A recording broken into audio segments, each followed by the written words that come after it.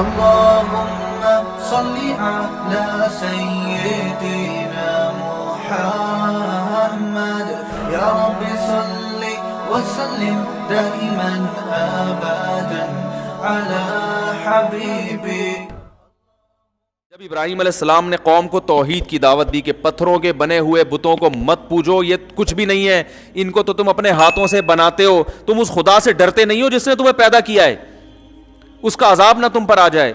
تو قوم نے کیا کہا؟ قوم نے کہا کہ آپ کو ہم ہلاک کر دیں گے اور آپ کو ہم سے ڈر نہیں لگتا, یعنی پوری قوم سے آپ ٹکر لے رہے ہو. تو ابراہیم علیہ السلام نے کیا فرمایا؟ کیف اخاف ما اشرکتم ولا تخافون انکم اشرکتم باللہ, تم اللہ کے ساتھ ان بتوں کو شریک کر کے اللہ سے نہیں ڈر رہے ہیں بھائی, جو تمہیں عذاب دے سکتا ہے, اور میں تم سے ڈرنا شروع کر دوں؟ ڈرنا تو پہلے تمہیں چاہیے نا, مجھے تو اس کے بعد ڈرنا چاہیے. تم اپنی برائی پر اتنے طاقتور ہو کہ تمہیں تو عذاب کا یقین ہونا چاہیے, اللہ مار دے گا تمہیں, ہلاک کر دے گا, دنیا میں نہیں تو آخرت میں. اس برائی پہ تم ایسا ماشاءاللہ تم اپنی طرف سے ایک اصطلاح میں کہہ رہا ہوں, ایسا ڈٹ گئے اور مجھے مشورہ دے رہے ہو کہ میں لچک دکھاؤں.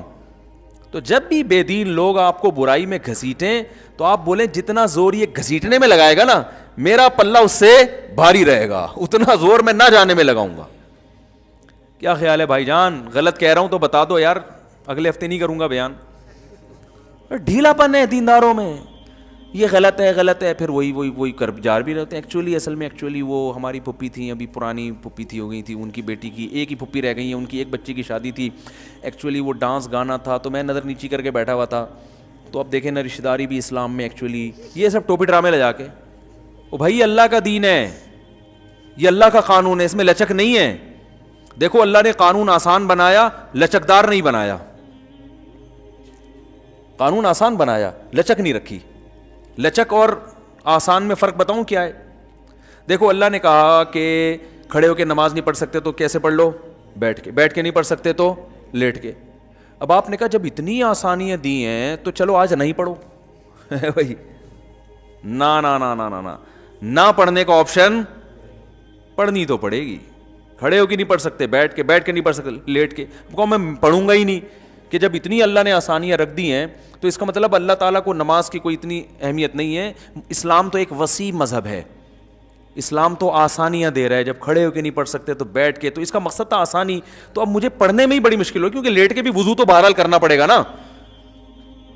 آج ہی کا مسئلہ ہے, کسی کو میں نے بتایا بھائی وضو تو کرنا پڑے گا. کیسے؟ میں نے کہا بھائی اپنے کسی خادم سے بولو بھائی تسلا لے کر آئے, وہاں پانی میں آپ کو وضو کرائے, لوٹا لے کے کسی بھی طریقے سے وضو کرائے, تو کرانا پڑے گا. اچھا پھر اسلام نے آسانی رکھی, وضو نہیں, پانی نہیں ہے تو کیا کرو؟ تیمم.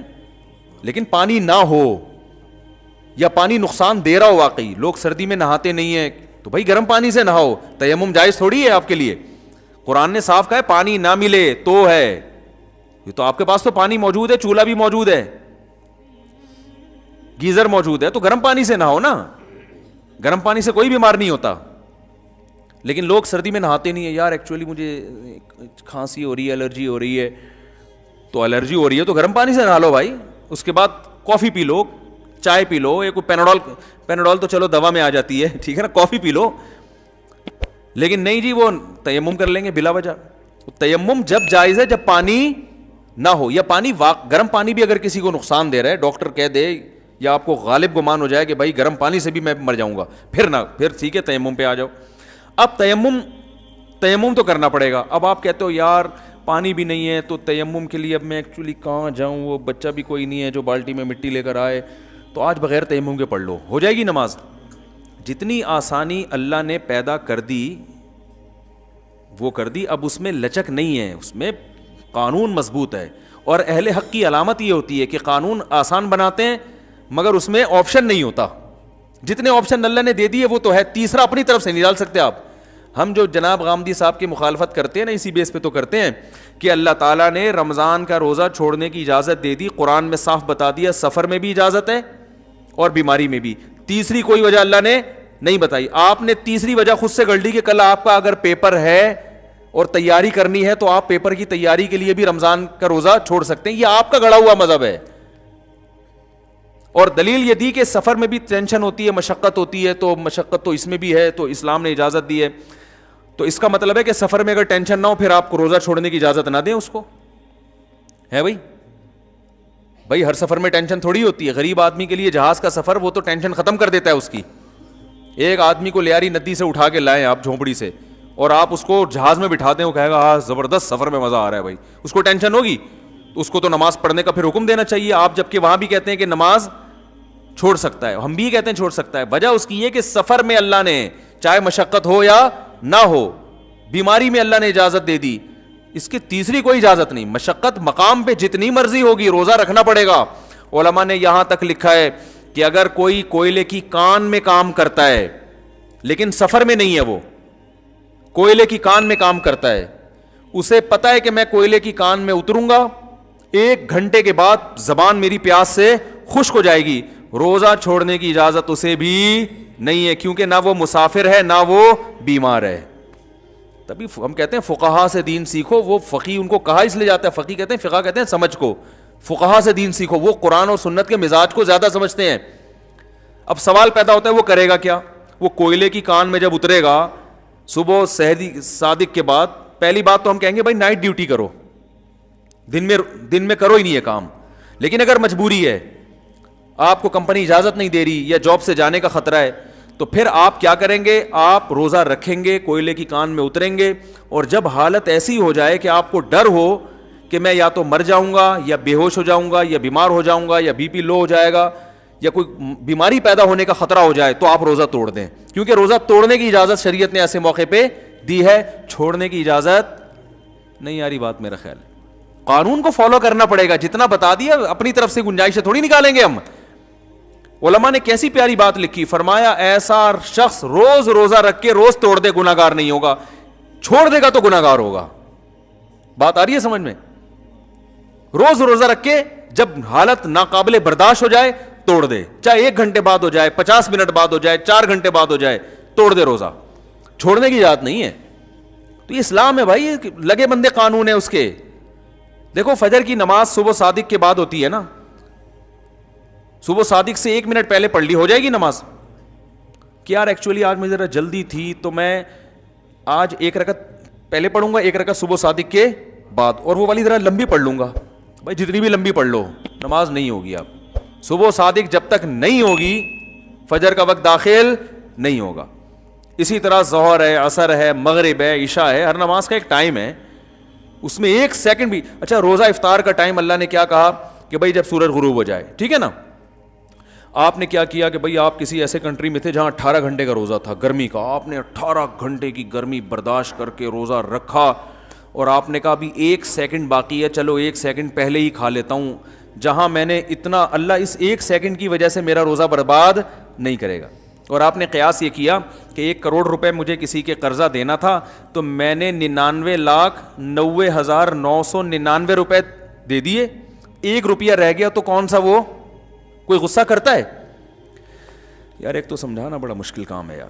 بس یہ بات سمجھا کے میں بیان ختم کرتا ہوں. دیکھو ایک آدمی کو آپ نے 1 کروڑ روپے ادھار واپس کرنے تھے, وہ بیچارہ کنفیوز تھا, پتہ نہیں 1 کروڑ روپے میرے دے گا کہ نہیں دے گا, پتہ نہیں یار یہ میرے سب, وہ ہر وقت ڈرتا رہتا ہے نا. ایک دن آپ آئے, آپ نے کیا کیا, اس کو گڈی تھما دی نوٹوں کی, اور وہ گن رہے بیٹھ کے, 1 لاکھ, 2 لاکھ, 3 لاکھ, 99 لاکھ ہو گئے. اب 1 لاکھ باقی رہ گیا نا. ابے 1 کروڑ 100 لاکھ کو بولتے ہیں نا یار, ہیں 99 لاکھ پورے ہو گئے, تو اس کی دل کی دھڑکن کم ہوگی کہ یار 1 لاکھ رہ گیا, کیونکہ اس کو ڈر ہے کہ پتہ نہیں یہ کھا نہ جائے نا. بہت سے لوگ پورے گڈی پکڑاتے ہیں, 50 مان لیا, آدھے پیسے دیے, کچھ گڑبڑ کرتے ہیں, اس کا سانس بحال ہو رہا ہے نا. ہوتے ہوتے پھر وہ دوبارہ گنے تو 99,000 ہو گئے, اب 1,000 رہ گیا, اب سانس بحال ہو گیا اس کا. پھر گنتے گنتے گنتے 1000 میں بھی اس کے 999 پورے ہو گئے, 1 روپے کم تھا. تو وہ غصہ کرے گا آپ پہ, بولے گا چل یار 1 کروڑ روپے, 1 روپیہ چل چھوڑ. بلکہ آپ اگر کہو گے نا میں گھر سے لے کر آتا ہوں, کہہ رہے ہیں لانے کی ضرورت نہیں ہے یار, چھوڑ بھائی, ٹینشن میرے لیے بھی یہاں انتظار میں ٹینشن, تیرے لیے بھی ٹینشن, چھوڑ بھائی, بلکہ یہ 5 روپے اور لے لے میری طرف سے. ایسا ہی کرے گا نا.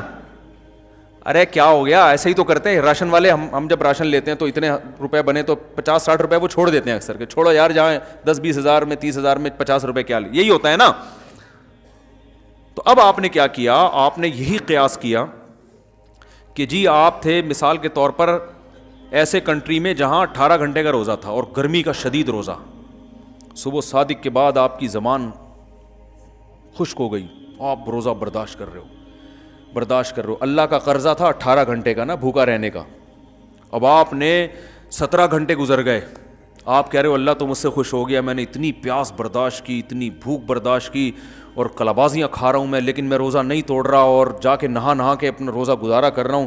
اور لوگوں نے مشورہ دیا, کوئی کھجور لا کے رکھ رہا ہے, کوئی 12 بجے دوپہر کو کسی نے جناب کولڈ ڈرنک لا کے رکھ دیا, بھائی توڑ دے مر جائے گا, لیکن نہیں بھائی, ہم اللہ کی خاطر روزہ رکھا ہے. ایک گھنٹہ ٹینشن میں گزارا آپ نے, اللہ بھی خوش ہو رہا ہے آسمانوں پہ, واہ بھائی میرا بندہ آج تو نے کمال کر دیا. اب جناب ہوتے ہوتے ہوتے ہوتے 18 گھنٹے میں 17 گھنٹے پورے ہو گئے, 1 گھنٹہ رہ گیا.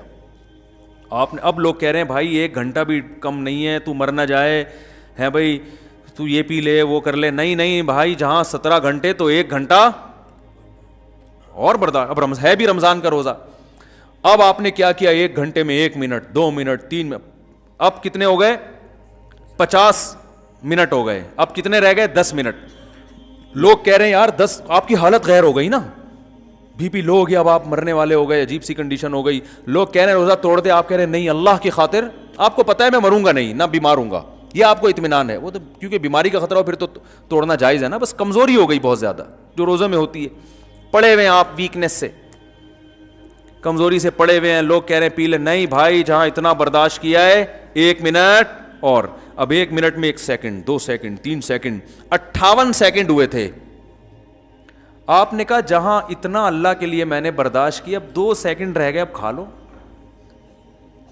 تو اب اللہ مجھے تھوڑی پکڑے گا, وہ بولے گا جہاں تو نے اتنے گھنٹے میرے لیے بھوک پیاس برداشت کی ہے تو 2 سیکنڈ میری طرف سے تجھے کیا ہیں بھائی, معاف, کھا لے.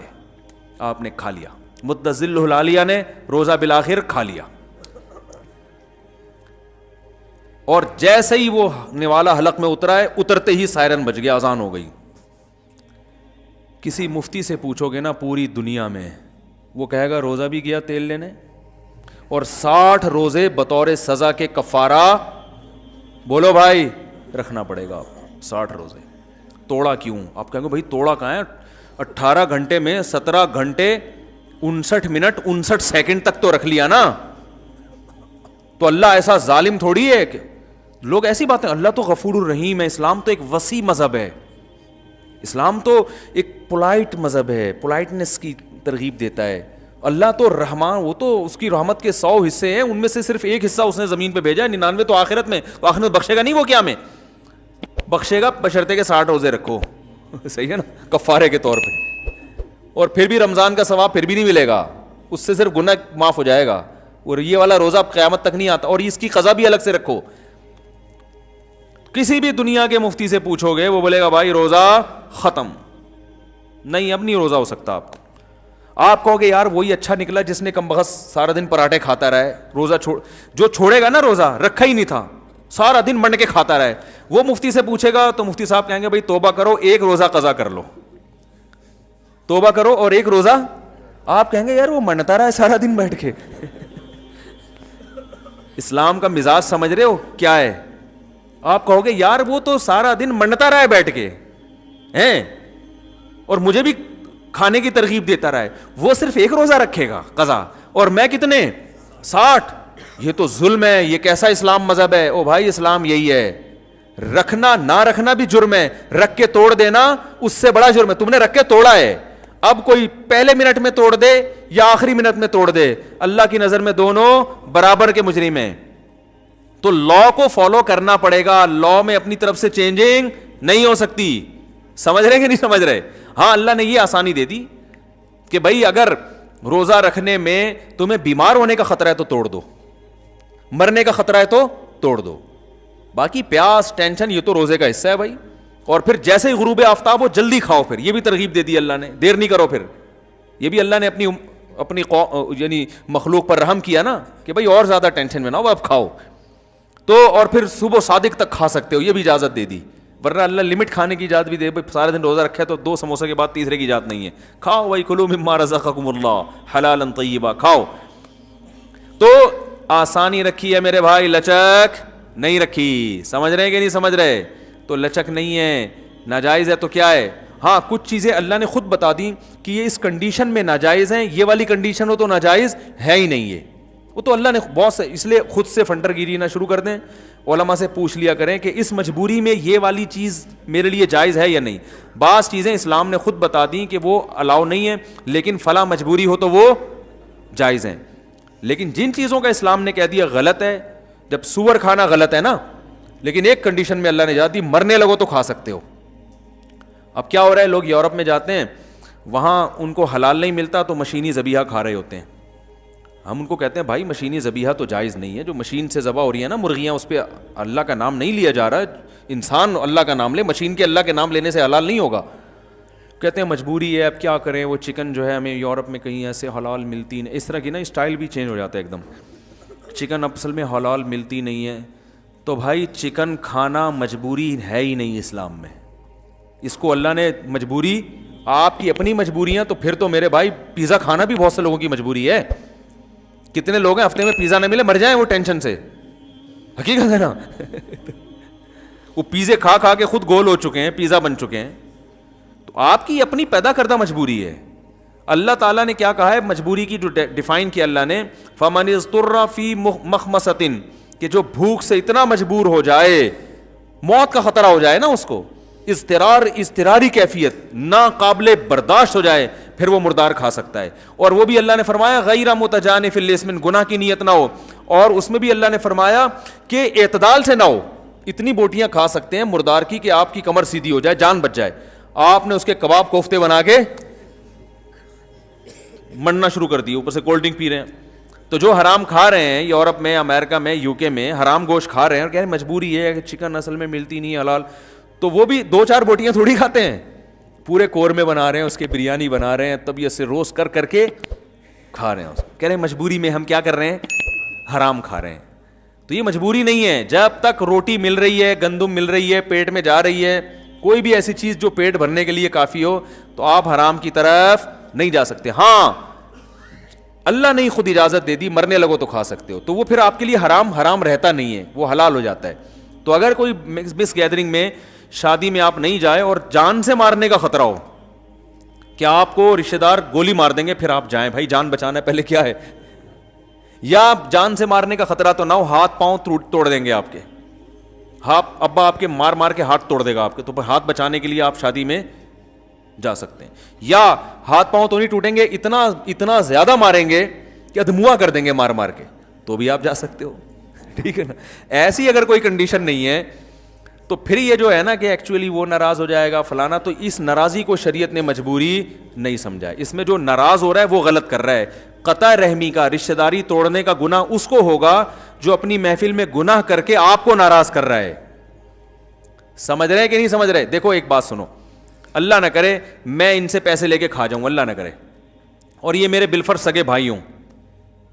اب کیا ہوا, ہم دونوں میں دشمنی پیدا ہو گئی, تو اس دشمنی کا گناہ ان کو ہوگا. قیامت میں اللہ ان سے پوچھے گا تم نے رشتہ داری توڑی, اللہ یہ کہیں گے اللہ میں نے تھوڑی توڑی ہے, توڑی تو اس نے جس نے میرے سے پیسے چھینے ہیں. تو ہمارے ہاں جو بھی ناراض ہوگا نا سب اسی پہ ڈال دیتے ہیں کہ یہ رشتہ داری توڑ رہا ہے. بھائی توڑنے میں یہ دیکھو توڑنے کا ذریعہ کون بن رہا ہے. ذریعہ وہ بن رہا ہے جو گناہ کر کے اپنے ان رشتہ داروں کو محفل میں آنے سے روک رہا ہے جو رشتہ دار اس گناہ میں شرکت قبول نہیں کرنا چاہتے, جو رشتہ دار اس گناہ میں شرکت نہیں کرنا چاہتے.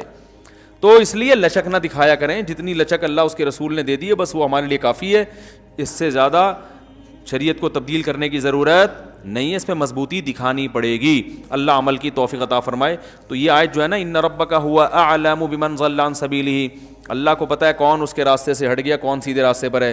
تو معاشرہ اگر مخالفت بھی کرتا ہے کرنے دے بھائی, آخرت میں انشاءاللہ اللہ ایسے لوگوں کو الگ سے بلائے گا کہ تم نے میری خاطر مخلوق کو ناراض کیا.